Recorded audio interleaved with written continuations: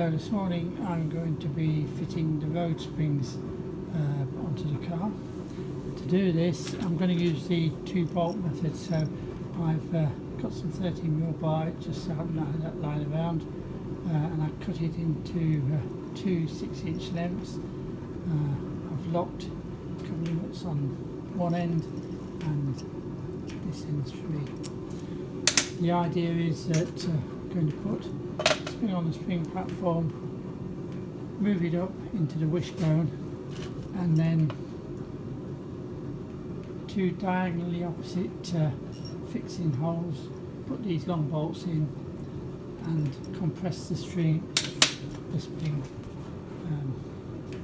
up into the wishbone and onto the car.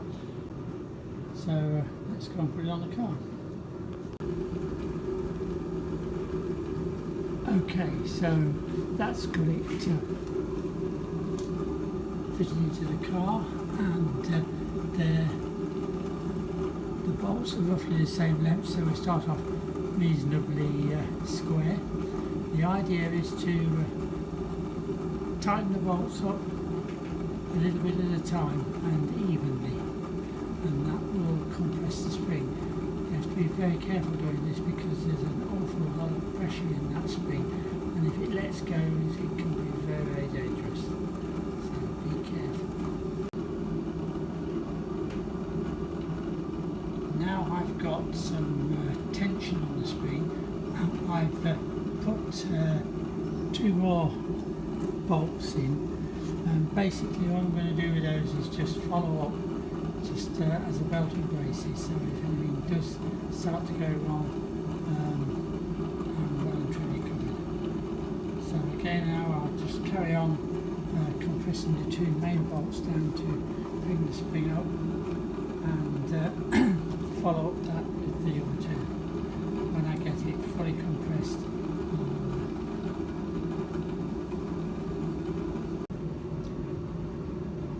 Okay, so that's the spring fully compressed. The spring seat is right up against the wishbone. So what I'm going to do now is I'll take the 2 little supporting bolts out and replace them with the proper fixings. Now I'm using all new fixings for the rebuild, and I bought a complete kit off eBay from Wright's Auto Supplies, as you can see. It's a great kit, it's got everything you need, and well, I thought it was pretty good value. Well, that's the job finished now. The nuts and bolts are all in, spring's compressed. One thing I forgot to mention, before I put the spring in, I put this piece of wood underneath the shock absorber arm, purely simply to stop it from compressing the bump stock, because the car's going to be off its wheels for a long time, and obviously when I put the wheels on, lower the car onto the ground, I'll take this out and the suspension will work as it should do. So I'm using the Moss wheel bearing kit, and in the box you get an outer bearing, an inner bearing, some bearing grease, the oil seal and a split pin, which if you've got wire wheels is no good because the head of the split pin won't go through the hole. I'm going to grease the bearings up now and put them into the hub ready to fit onto the car. Well, that's the bearings fitted into the hub, and I've also fitted the oil seal. So now I'm going to fit the hub to the disc, and then we'll fit both of them onto the car.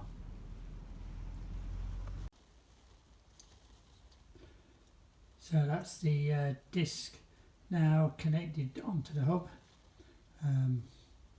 I've put some Loctite on it and torqued it down to 43 pound-feet. So now I'm going to put it on the car. Well, that's hub fitted on. split pin nicely fitted in. So just this cap to put on.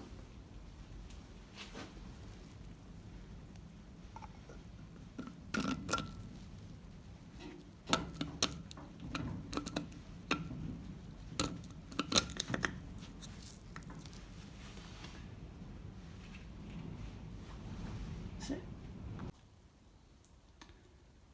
Okay, so that's the front suspension finished now, apart from putting the steering arms and the rack on.